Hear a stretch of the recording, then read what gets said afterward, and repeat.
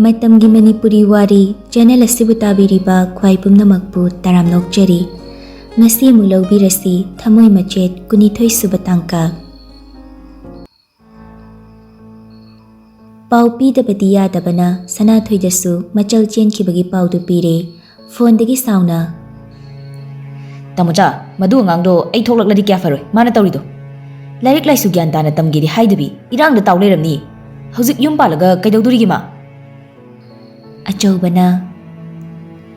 Yaima, amta tapthawni nangbo. Karina phagadagedo khanasine.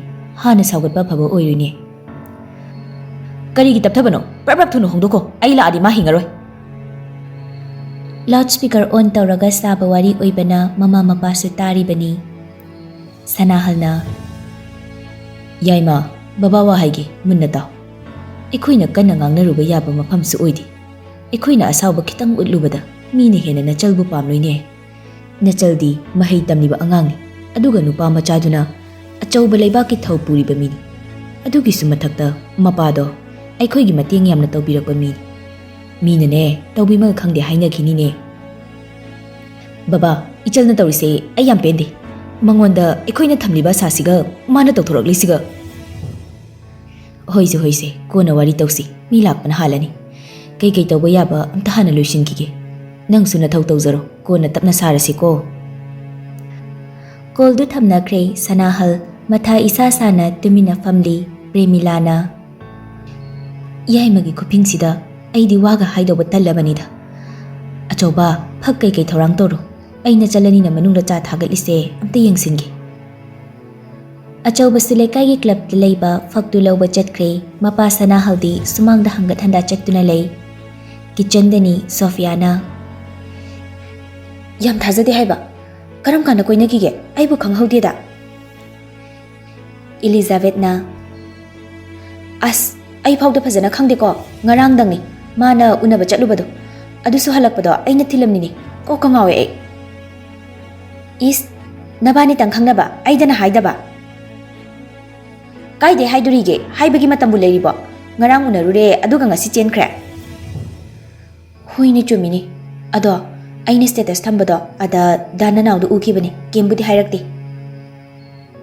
Mahapapi dugi wari ka pusalakano nangbudi nanegi machani na nuksiramni. Aidine mamaiduri tinsijaningi. Nukside mayumda sune yam khatnai haibani. Handaksu kadaidi nupino khangde amasu mayumda laklami haibani. Pura kainomni haibe ma nupido. Tawni sakto yadeba. Nupida chopa nupaya male na haijakibani ainani matamduda.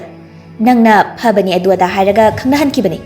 Mayekidine nang hana phu haibani. Kanna ngangnari phone du ring khinglai yengbada Sanathoi oirambaduda Sophia don silaga. Ai kolamda pairuge. Asi hairamlaga Nirlimagi room da changlai aduga phone du manada thambaga Sanathoi na khanglaw lawrai. Nangon aina kai haramge ba ha? Nang su yauri natro. Nungai roidra dubudi nangso. Kai no meta mocha isawadi am tawri duba. Singli ga loina pokhai ba tare haiba. Taningde naraiga kochina gano. Nang su khangloidra dubudi. Aina kai doge yong. Elizabeth tu sauning lakle masu hekta laukhalai. Kari no haibane ai do loin tai narise. Ai phaba khangde khangbra ani do karam kandagi koina gi haibado. Ngarang dangne unaba chalubado. Aduga aina yum phaba thinjan biramini. Karam kana thoklaga cheli no su khangde. Ai de ayukta baba laklaga hangbada ai phaba pakhatana chelaini. Aduga si yoragani cheli ne khangise. Aduga aingonda loina tainaba. Asi hairaga kapthorakle. Sanathoi magi asawbadu Elizabeth ta taikai tainaruraga nungairaktre tapthaduna. As ili kapkanuse. Tamocha to phung khangdabagi nangdoina tainakre. Taningdi yare. Aingonda sum tainabane hana daisu tamocha di. Ngasi dagine aida kemta haibirakanu. Nang su loinarabane aiga. Nupa to pakoi ni ngoina nang.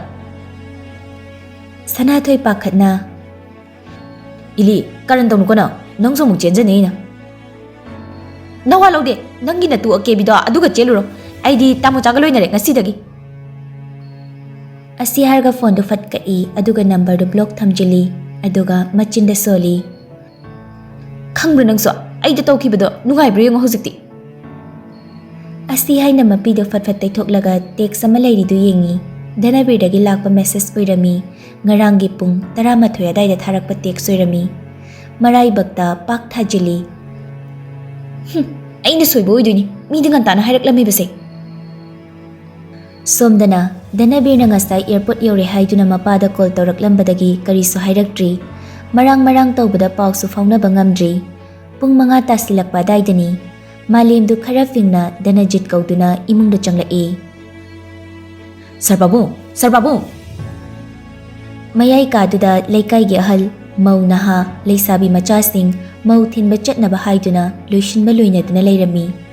ꯃꯔꯛꯇꯨꯗ ꯗꯅꯖꯤꯠꯀꯤ ꯃꯆꯜ ꯃꯦꯝꯆꯥꯁꯨ ꯌꯥꯎꯔꯤ. ꯂꯩꯔꯝꯂꯤꯕ ꯐꯤꯕꯝꯗꯨꯗ ꯃꯥꯂꯦꯝꯗꯨ ꯆꯞ ꯂꯦꯞꯇꯨꯅ ꯂꯩ. ꯃꯦꯝꯆꯥꯅ "ꯏꯕꯨꯡꯉꯣ, ꯀꯩꯗꯧꯔꯦ? ꯅꯪꯕꯨ ꯅꯁꯥꯗꯨ ꯏꯄꯥ ꯄꯥꯈꯠꯅ ꯎꯏꯗ." "ꯅꯤꯅꯦ, ꯁꯔ ꯄꯥꯕꯨꯡꯗꯤ?" ꯗꯅꯖꯤꯠꯅ ꯇꯥꯔꯗꯨꯅ "ꯃꯥꯂꯦꯝ, ꯄꯥꯕꯨꯡ ꯔꯨꯝꯗ ꯂꯩꯅꯦ, ꯆꯪꯉꯛꯑꯣ." ꯃꯥꯂꯦꯝꯁꯨ ꯇꯍꯥ ꯊꯪꯅꯕꯗ ꯂꯩꯔꯤꯕ ꯔꯨꯝ ꯑꯗꯣꯝꯗ ꯆꯪꯂꯛꯏ. "ꯁꯔ ꯄꯥꯕꯨꯡ, ꯇꯥꯔꯤꯕ ꯄꯥꯎꯁꯤꯕꯨ?" "ꯀꯔꯤ ꯄꯥꯎꯅꯣꯅꯦ ꯃꯥꯂꯦꯝ, ꯅꯪꯅ ꯍꯥꯏꯔꯤꯁꯤꯕꯣ?" ꯃꯥꯂꯦꯝꯗꯨ ꯈꯟꯖꯥꯟꯅꯔꯦ ꯀꯔꯝꯅ ꯄꯥꯎꯁꯤ ꯇꯝꯅꯤ ꯈꯟꯕꯗ. "ꯀꯩꯗꯧꯔꯦ ꯍꯥꯏꯌꯨꯅꯦ?" ꯃꯥꯂꯦꯝ ꯃꯄꯤ ꯏꯔꯥ ꯆꯦꯜꯂꯒ "ꯁꯔ ꯃꯆꯥꯅ ꯇꯣꯡꯈꯤꯕ ꯒꯥꯔꯤꯗꯨ ꯁꯛꯈꯪꯗꯕꯁꯤꯡꯅ ꯑꯦꯝꯕꯨꯁ ꯇꯧꯔꯛꯄꯗ ꯒꯥꯔꯤꯗꯨꯗ ꯇꯣꯡꯂꯛꯄ ꯃꯤ ꯃꯈꯩ ꯂꯣꯏꯅ ꯂꯩꯇ꯭ꯔꯦ ꯍꯥꯏꯕꯒꯤ ꯄꯥꯎ ꯄꯤꯔꯛꯏ." ꯗꯅꯖꯤꯠ ꯐꯝꯂꯝꯕꯗꯒꯤ ꯐꯨꯛ ꯍꯧꯒꯠꯂꯒ "ꯀꯔꯤ ꯍꯥꯏꯕ ꯃꯥꯂꯦꯝ?" ꯃꯁꯥꯗꯨ ꯄꯥꯈꯠꯄꯅ ꯅꯤꯛꯂꯗꯨꯅ ꯇꯞꯅ ꯁꯣꯐꯥꯗ ꯐꯝꯃꯤ. "ꯃꯥꯂꯦꯝ, ꯑꯩꯒꯤ ꯐꯣꯟꯁꯤ ꯑꯃꯨꯛꯇ ꯄꯤꯔꯛꯎꯅꯦ." ꯃꯥꯂꯦꯝ ꯇꯦꯕꯜ ꯃꯊꯛꯇ ꯂꯩꯔꯤꯕ ꯐꯣꯟꯗꯨ ꯂꯧꯈꯠꯂꯒ ꯄꯤ. ꯑꯗꯨꯒ ꯃꯥꯁꯨ ꯃꯄꯤꯗꯨ ꯂꯣꯠꯅ ꯇꯩꯊꯣꯛꯏ. ꯄꯤꯁꯛ ꯄꯤꯛꯂꯤꯉꯩꯗꯒꯤ ꯃꯥꯒ ꯂꯣꯏꯅꯔꯒ ꯂꯥꯛꯄꯅꯤ. ꯃꯥꯅꯁꯨ ꯌꯥꯝꯅ ꯅꯨꯡꯁꯤꯅ ꯈꯟꯖꯕꯅꯤ. ꯗꯅꯖꯤꯠ ꯃꯆꯥꯅꯨꯄꯥꯗ ꯀꯣꯜ ꯇꯧꯁꯤꯜꯂꯤ. ꯑꯗꯨꯕꯨ ꯑꯣꯐ ꯍꯥꯏꯔꯛꯂꯦ. ꯃꯁꯥꯗ ꯇꯧꯐꯝ ꯈꯪꯗ ꯂꯩ. ꯑꯗꯨꯕꯨ ꯑꯗꯨꯝꯅ ꯇꯨꯃꯤꯟꯅ ꯂꯩꯕꯗꯤ ꯌꯥꯕ ꯅꯠꯇꯕꯅꯤꯅ ꯀꯅꯥꯗꯅꯣ ꯄꯥꯎ ꯂꯧꯅꯕ ꯍꯥꯏꯗꯨꯅ ꯂꯩꯔꯤꯕ ꯃꯥꯒꯤ ꯃꯤꯁꯤꯡꯗ ꯄꯥꯎ ꯄꯤꯈꯤ. ꯃꯥꯁꯨ ꯁꯨꯃꯥꯡꯗ ꯊꯣꯛꯂꯛꯇꯨꯅ ꯂꯩꯔꯤꯕ ꯑꯉꯥꯡꯁꯤꯡꯗꯨꯗ ꯀꯔꯤꯅꯣ ꯋꯥꯔꯤ ꯁꯥꯔꯤ. ꯃꯧ ꯊꯤꯟꯕ ꯆꯠꯅꯕ ꯂꯩꯔꯝꯕ ꯃꯌꯥꯝꯗꯨ ꯇꯥꯔꯤꯕ ꯄꯥꯎꯗꯨꯗ ꯃꯍꯩ ꯃꯣꯏ ꯃꯁꯦꯜ ꯃꯨꯔꯨꯝ ꯁꯣꯟꯅꯩ. ꯂꯩꯀꯥꯏꯒꯤ ꯑꯍꯜ ꯑꯃꯅ "ꯀꯔꯤꯅꯣꯅꯦ ꯇꯥꯔꯤꯕ ꯄꯥꯎꯁꯤꯕꯣ? ꯑꯣꯟꯊꯣꯛꯅ ꯅꯨꯡꯉꯥꯏꯈꯤꯗ꯭ꯔꯦꯗ." ꯃꯧ ꯑꯃꯅ ꯑꯃꯨꯛ "ꯑꯣꯟꯊꯣꯛꯅ ꯅꯨꯡꯉꯥꯏꯈꯤꯗ꯭ರೆ ꯑꯩꯗꯤ ꯃꯧꯁꯤꯒꯤ ꯈꯟꯕꯗ." "ꯑꯗꯨꯅꯤꯅꯦ, ꯑꯉꯥꯡꯁꯨ ꯑꯣꯏꯔꯤ ꯍꯥꯏꯅꯦ ꯃꯧꯁꯦ. ꯏꯕꯨꯡꯉꯣꯒ ꯆꯍꯤ 7-9 ꯈꯦꯠꯅꯩꯁꯨ ꯍꯥꯏꯔꯤ. ꯅꯨꯡꯉꯥꯏꯈꯤꯗ꯭ꯔꯦ." ꯃꯦꯝꯆꯥ ꯁꯥꯟꯅꯔꯤꯕ ꯋꯥꯔꯤꯗꯨ ꯇꯥꯕꯗ "ꯀꯔꯤꯅꯣ ꯇꯧꯔꯤꯕ ꯃꯇꯧꯁꯤꯕꯣ?" ꯑꯁꯤ ꯍꯥꯏꯗꯨꯅ ꯃꯄꯥꯜꯗ ꯆꯦꯟꯊꯣꯛꯈꯤ. ꯃꯆꯥꯅꯨꯄꯤꯅ ꯀꯞꯄꯒꯤ ꯃꯈꯣꯜ ꯇꯥꯕꯗ ꯄ꯭ꯔꯞ ꯁꯨꯃꯥꯡꯗ ꯂꯦꯞꯂꯝꯕ ꯗꯅꯖꯤꯠ ꯄ꯭ꯔꯞ ꯆꯪꯂꯛꯄꯅꯤ. ꯃꯃꯧꯅ ꯒ꯭ꯌꯥꯟ ꯇꯥꯗꯅ ꯃꯆꯥꯅꯨꯄꯤꯅ ꯀꯣꯟꯈꯠꯇꯨꯅ ꯂꯩꯔꯝꯕ ꯎꯕꯗ ꯄꯥꯈꯠꯅ "ꯏꯆꯥꯇꯣꯝꯕꯤ, ꯅꯅꯝꯃꯁꯦ ꯀꯩꯗꯧꯈ꯭ꯔꯦ? ꯍꯩ ꯃꯃꯥ, ꯅꯣꯏꯕꯨ ꯀꯗꯥꯏꯗ ꯂꯩꯒꯦꯅꯦ? ꯑꯝꯇ ꯂꯥꯎꯅꯦ." ꯑꯁꯤ ꯍꯥꯏꯗꯨꯅ ꯃꯥꯒꯤ ꯅꯨꯄꯤꯕꯨ ꯀꯧꯏ. ꯀꯦꯇꯨꯀꯤ ꯃꯄꯨꯔꯣꯏꯕꯅ ꯀꯧꯕꯗꯨ ꯇꯥꯕꯗ ꯃꯪꯗꯨꯅ ꯐꯝꯂꯝꯕꯗꯒꯤ ꯒ꯭ꯌꯥꯟ ꯇꯥꯔꯛꯇꯨꯅ ꯇꯍꯥ ꯃꯃꯥꯏ ꯂꯩꯊꯣꯔꯛꯄꯅꯤ. ꯇꯧꯔꯝꯂꯤꯕ ꯐꯤꯕꯝꯗꯨ ꯎꯕꯗ ꯄ꯭ꯔꯞ ꯆꯦꯟꯁꯤꯜꯂꯛꯇꯨꯅ ꯃꯃꯧꯕꯨ ꯀꯣꯟꯈꯠꯄꯤ. ꯃꯈꯣꯏ 2-3 ꯆꯪꯗꯨꯅ ꯊꯥꯡꯂꯒ ꯃꯌꯥꯏ ꯀꯥꯒꯤ ꯁꯣꯐꯥꯗꯨꯗ ꯏꯔꯦꯟꯖꯅ ꯍꯤꯞꯊꯍꯜꯂꯤ. ꯀꯦꯇꯨꯀꯤꯅ "ꯕꯦꯃꯥ, ꯏꯆꯟ, ꯀꯩꯗꯧꯔꯒꯦꯅꯦ ꯅꯪꯕꯣ?" ꯈ꯭ꯔꯤꯁꯇꯤ ꯀꯞꯂꯗꯨꯅ "ꯅꯨꯄꯤ, ꯗꯗꯥ ꯀꯩꯁꯨ ꯇꯧꯔꯣꯏꯌꯦ. ꯒ꯭ꯌꯥꯟ ꯇꯥꯎꯁꯦ ꯑꯝꯇ. ꯀꯩꯒꯤꯅꯣ ꯅꯪꯅ ꯁꯨꯃꯥꯏꯅ ꯇꯧꯔꯤꯁꯦ?" ꯀꯦꯇꯨꯀꯤꯁꯨ ꯀꯞꯂꯗꯨꯅ "ꯕꯦꯃꯥ, ꯇꯥꯕ꯭ꯔꯣꯁꯦ? ꯃꯤꯠ ꯄꯥꯡꯉꯨꯅꯦ ꯅꯪꯕꯣ. ꯏꯃꯥꯒꯤ ꯏꯕꯨꯡꯉꯣ, ꯏꯃꯥꯕꯨ ꯀꯔꯤ ꯑꯣꯏꯌꯣ ꯍꯥꯏꯕꯅꯣꯅꯦ ꯅꯪꯅ ꯇꯧꯔꯤꯕꯁꯤꯕꯣ?" ꯃꯄꯥꯅ "ꯀꯦꯇꯨꯀꯤ, ꯅꯆꯥ ꯀꯩꯁꯨ ꯇꯧꯗꯦꯅꯦ ꯅꯪꯕꯣ. ꯃꯧꯗꯣ ꯑꯃꯨꯛꯇ ꯒ꯭ꯌꯥꯟ ꯇꯥꯍꯟꯅꯕ ꯇꯧꯅꯦ. ꯏꯆꯥꯇꯣꯝꯕꯤ, ꯏꯁꯤꯡ ꯊꯥꯎꯅꯦ ꯅꯅꯝꯃꯗꯣ." ꯈ꯭ꯔꯤꯁꯇꯤ ꯀꯞꯅ ꯏꯁꯤꯡ ꯂꯧꯕ ꯆꯦꯟꯈꯤ. ꯕꯣꯇꯜ ꯑꯃ ꯄꯥꯏꯗꯨꯅ ꯆꯦꯜꯂꯛꯂꯦ. ꯑꯗꯨꯒ ꯅꯤꯔꯂꯤꯃꯥꯒꯤ ꯂꯋꯥꯏꯗ ꯏꯁꯤꯡ ꯈꯖꯤꯛ ꯊꯥꯕꯤ. ꯇꯟꯖꯥꯗꯨꯗ ꯔꯣꯃꯦꯁꯀ ꯂꯦꯝꯕꯒꯁꯨ ꯏꯃꯨꯡꯗ ꯄ꯭ꯔꯞ ꯆꯦꯟꯁꯤꯜꯂꯛꯏ. ꯔꯣꯃꯦꯁꯅ "ꯄꯥꯕꯨꯡ, ꯇꯥꯔꯤꯕ ꯄꯥꯎꯁꯤꯕꯨ?" ꯀꯦꯇꯨꯀꯤꯒꯤ ꯃꯁꯥꯗꯨ ꯄꯥꯈꯠꯄꯗ ꯂꯣꯏꯔꯦ. "ꯃꯣꯏ ꯄꯥꯕꯨꯡ, ꯅꯆꯥꯒꯤ ꯄꯥꯎ ꯑꯝꯇ ꯂꯧꯕꯤꯌꯨꯕ." ꯗꯅꯖꯤꯠ ꯃꯄꯤ ꯏꯔꯥ ꯆꯦꯜꯂꯒ "ꯃꯃꯥ, ꯅꯆꯥꯅꯨꯄꯥ ꯀꯩꯁꯨ ꯇꯧꯔꯣꯏꯅꯦ ꯅꯪꯕꯣ. ꯑꯃꯨꯛꯇ ꯇꯞꯊꯧꯅꯦ." ꯉꯥꯡꯅ ꯃꯄꯤ ꯇꯥꯔꯛꯏ. ꯑꯃꯨꯛꯇ ꯑꯁꯨꯝꯅ ꯇꯧꯗ꯭ꯔꯤ. ꯃꯆꯥꯒꯤ ꯃꯩꯅ ꯑꯉꯥꯎꯕ ꯍꯥꯏꯕꯗꯨ ꯑꯣꯏꯔꯦ.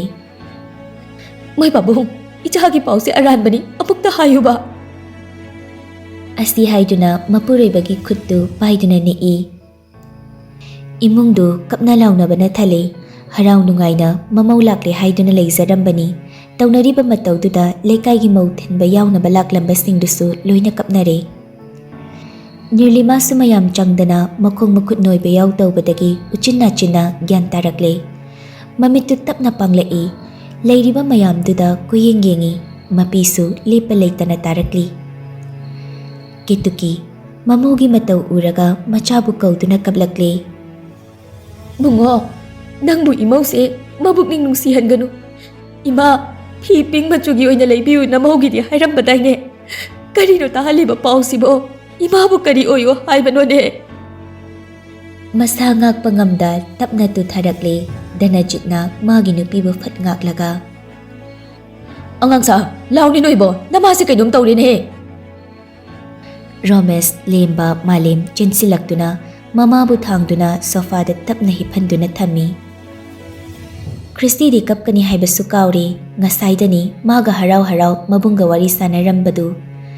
Masida khallubada masa pumba maina chakpagum chakle.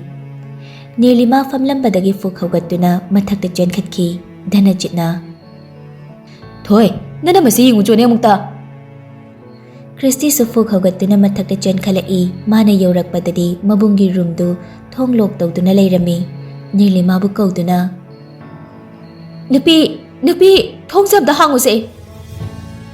Khumlakidri pakhatna makhada chenthaki mayamdu Christina pakhatna chentharakpu ubada Romesna. Thoi, kaidore? Dames, Roomgi thonglok toksinkhre, kaubasu takhidre.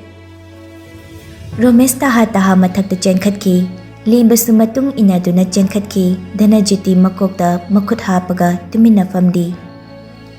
Room manungda Nirlima ilamba fidu fatlauk thoklaga langthoi aduga machinda kapngang tawi.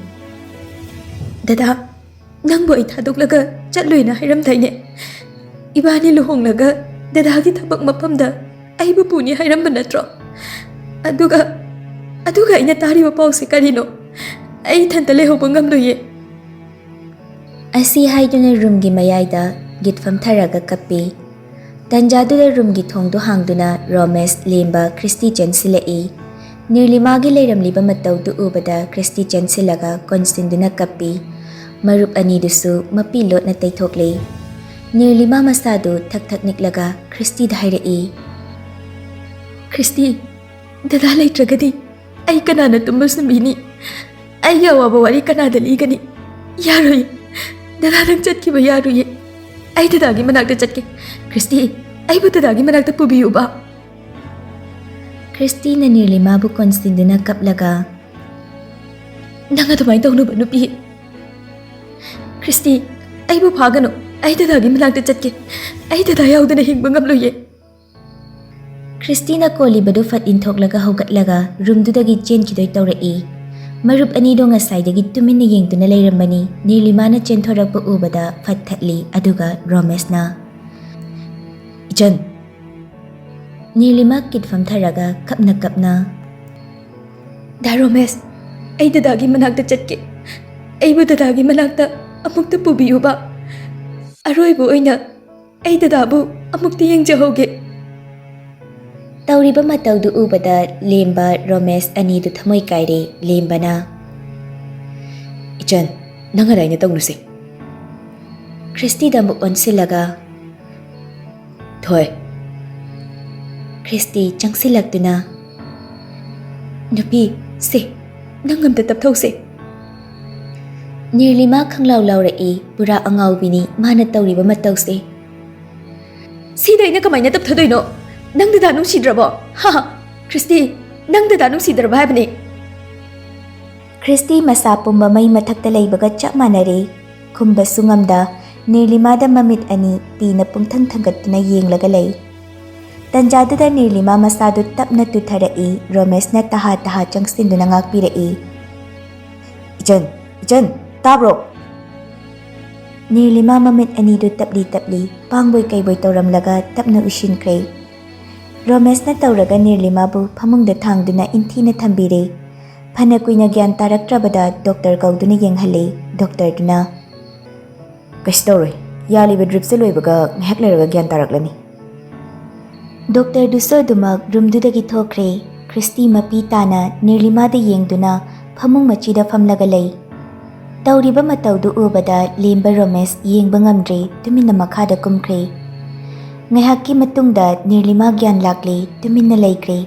Kaplamba dusu lepkre. Walang amatangang lakhidre. Angawbi amagumna Danabirgi famungda tumina tasinduna fami. Sagay gi mauna hakara na themjinbiri. Inaw kaisu khanjin ganu. Nangna damaina kapladi kamain tawni. Kapkanu sinungaiti. Laibagda tamlambani na khando. Amagfo hanggat na yenglakte paukum supirakte yengkiba amada tumina yengduna lay. Christy haifam tawfam khangre tumina masu mayam marakta famli. Nirlima matawdu yengbasu ngamde. Makhadani pungdi taruk tasinkre nupi mayumdasu paudu pikre. Mayamdu matha sana famduna laynay.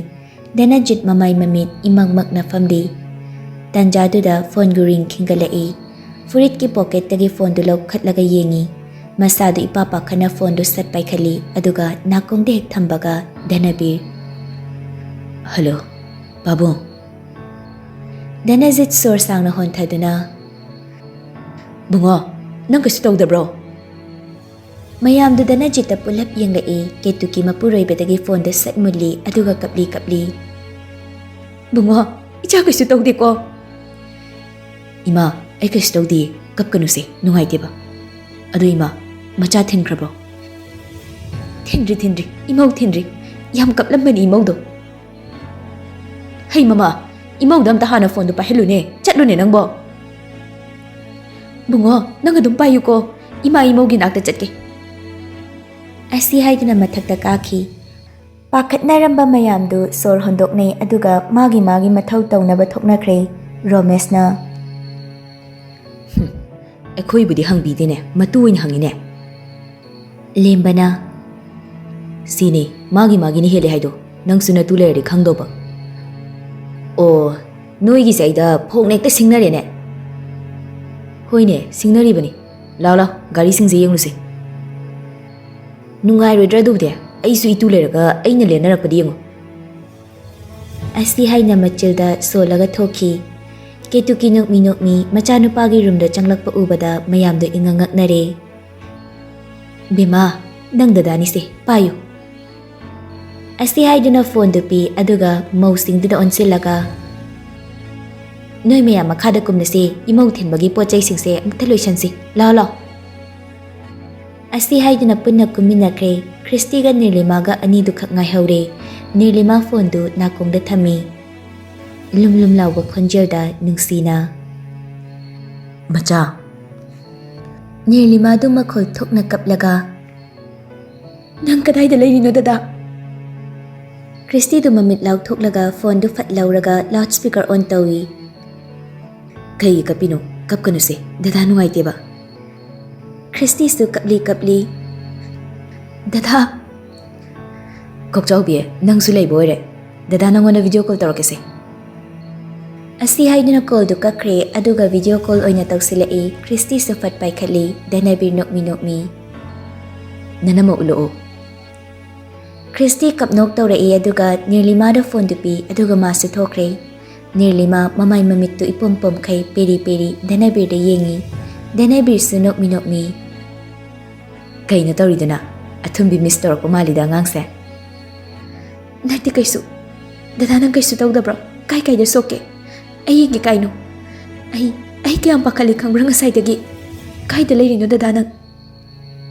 Asi hay na lip tabi hangjili Danabir. Mamit na nokpaminok tu noksilai aduga. Macha, sordo sang nam tuhon tawba.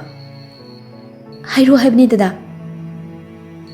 Danabir nokmi tawna aduma khumlai. Kaysi sokti khongda kitang sui aduga khuttaga. Asi haiduna makhut oida vendage ali du utli. Hospital da layri huzipudi. Ngahak leraga kemte chatladuni. Ado macha. Nirlima kayno haibagumda yenglai. Dada se yam nareba. Athumbi matang. ꯇꯟꯖꯥꯗꯨꯗ ꯈ꯭ꯔꯤꯁꯇꯤꯗꯨ ꯆꯪꯂꯛꯂꯒ ꯀꯔꯤꯅꯣ ꯊꯨꯝꯕꯤ ꯀꯥꯏꯅ ꯇꯧꯅꯔꯤꯗꯨꯅ ꯊꯦꯡꯈ꯭ꯔꯅꯤ ꯆꯠꯅꯕ ꯇꯧꯔꯁꯦ ꯍꯣꯔꯦꯟ ꯑꯃꯨꯛ ꯁꯥꯟꯅꯔꯣ ꯑꯅꯤꯗꯨ ꯏꯈꯪ ꯈꯪꯉꯤ ꯈ꯭ꯔꯤꯁꯇꯤꯒꯤ ꯈꯣꯟꯖꯦꯜꯗꯨꯗ ꯅꯤꯔꯂꯤꯃꯥꯗꯤ ꯏꯀꯥꯏꯅ ꯗꯗꯥ ꯊꯝꯂꯒꯦ ꯑꯩ ꯊꯝꯕ ꯌꯥꯔꯣꯏꯍꯦ ꯏꯃꯥꯗ ꯑꯩꯅ ꯍꯥꯏꯈꯤꯕꯅꯦ ꯐꯤ ꯀꯂꯔꯗꯣ ꯑꯝꯇ ꯏꯂꯣ ꯌꯦꯡꯒꯦ ꯈ꯭ꯔꯤꯁꯇꯤꯅ ꯐꯣꯟꯗꯨ ꯄꯥꯏꯈ꯭ꯔꯦ ꯃꯦꯀꯞ ꯑꯥꯔꯇꯤꯁꯇꯣ ꯑꯃꯨꯛ ꯆꯪꯂꯛꯇꯨꯅ ꯅꯤꯔꯂꯤꯃꯥꯗꯨ ꯃꯃꯥꯏ ꯃꯃꯤꯠꯇꯨ ꯁꯦꯝꯕꯤꯔꯦ ꯑꯗꯨꯒ ꯐꯤꯁꯨ ꯏꯟꯕꯤꯔꯦ ꯐꯖꯅ ꯈ꯭ꯔꯤꯁꯇꯤꯅ ꯗꯗꯥ ꯌꯥꯗ꯭ꯔꯤꯕꯣ ꯈꯔ ꯌꯦꯡꯂꯗꯤ ꯌꯥꯔꯦꯕ ꯕꯤꯅꯥꯎꯗꯨꯅ ꯍꯣꯏꯃ ꯌꯥꯝ ꯆꯥꯛꯆꯩ ꯍꯥꯏꯕ ꯚꯤꯗꯤꯑꯣ ꯀꯣꯜꯒ ꯌꯦꯡꯂꯒ ꯂꯩ ꯍꯥꯏꯕ ꯅꯪ ꯅꯨꯄꯤꯁꯦ ꯈꯨꯐꯖ ꯑꯃ ꯌꯥꯔꯦ ꯗꯗꯥ ꯊꯝꯃꯒꯦ ꯙꯅꯕꯤꯔ ꯅꯣꯛꯃꯤ ꯅꯣꯛꯃꯤ ꯃꯆꯥ ꯍꯩꯅ ꯀꯧꯔꯛꯏ ꯅꯤꯔꯂꯤꯃꯥꯗꯨ ꯅꯣꯟꯊꯗꯨꯅ ꯂꯩꯔꯝꯕꯅꯤ ꯐꯠ ꯌꯦꯡꯈꯠꯂꯛꯏ ꯊꯝꯃꯣ ꯊꯝꯃꯣ ꯌꯥꯔꯦ ꯀꯣꯜꯗꯨ ꯊꯝꯈ꯭ꯔꯦ ꯃꯌꯥꯝꯗꯨ ꯃꯧ ꯊꯤꯟꯕ ꯆꯠꯅꯕ ꯍꯥꯏꯗꯨꯅ ꯒꯥꯔꯤꯗ ꯀꯥꯅꯔꯦ ꯑꯗꯨꯒ ꯒꯥꯔꯤꯁꯤꯡꯗꯨ ꯊꯧꯕ ꯍꯧꯈ꯭ꯔꯦ ꯁꯣꯝꯗꯅ ꯄꯥꯎꯗꯨ ꯈꯪꯗꯕꯅꯤꯅ ꯁꯅꯥꯍꯜ ꯃꯊꯥ ꯁꯥꯔꯦ ꯀꯔꯤꯅꯣ ꯇꯥꯔꯤꯕ ꯄꯥꯎꯁꯤꯕꯣ ꯑꯣꯟꯊꯣꯛꯄꯅꯤꯗꯀꯣ ꯇꯧꯔꯤꯕ ꯃꯇꯧꯁꯦ ꯄ꯭ꯔꯦꯃꯤꯂꯥ ꯃꯥꯡꯒꯣꯜ ꯃꯆꯤꯗ ꯇꯨꯃꯤꯟꯅ ꯐꯝꯗꯨꯅ ꯀꯞꯂꯤ ꯑꯆꯧꯕ ꯃꯊꯥ ꯁꯥꯅ ꯕꯕꯥ ꯏꯆꯟꯗꯨꯕꯨ ꯂꯧꯕꯤꯔꯨꯕꯅ ꯐꯔꯣꯏꯗ꯭ꯔꯅꯦ ꯑꯆꯧꯕ ꯃꯗꯨ ꯌꯥꯔꯣꯏꯅꯤ ꯍꯌꯦꯡ ꯃꯊꯧ ꯃꯉꯝ ꯄꯥꯡꯊꯣꯛꯄꯗꯨꯗꯪꯗꯤ ꯌꯥꯎꯖꯁꯅꯨꯅ ꯍꯥꯏꯔꯛꯏꯅꯦ ꯁꯔꯗꯨꯅ ꯀꯔꯤꯅꯣ ꯑꯩꯒꯤ ꯏꯆꯥꯒꯤ ꯃꯔꯥꯏꯕꯛꯁꯤꯕꯣ ꯀꯔꯤ ꯀꯔꯝꯕ ꯄꯥꯞ ꯂꯪꯖꯈꯤꯕꯅ ꯑꯩꯅ ꯑꯁꯨꯛ ꯅꯧꯔꯤꯕꯤ ꯏꯆꯥꯗ ꯆꯩꯅꯥ ꯄꯤꯕꯤꯕꯅꯣ ꯑꯦꯂꯤꯖꯥꯕꯦꯊ ꯁꯣꯐꯤꯌꯥꯁꯨ ꯇꯨꯃꯤꯟꯅ ꯂꯦꯞꯇꯨꯅ ꯀꯞꯂꯒ ꯂꯩꯔꯝꯕꯅꯤ ꯃꯈꯣꯜ ꯑꯃ ꯇꯥꯕꯗꯨꯗ ꯐꯠ ꯌꯦꯡꯊꯣꯛꯂꯨꯕꯅꯤ ꯈꯪꯂꯥꯎ ꯍꯦꯛꯇ ꯂꯥꯎꯔꯛꯏ ꯅꯨꯄꯤ ꯂꯥꯛꯑꯦ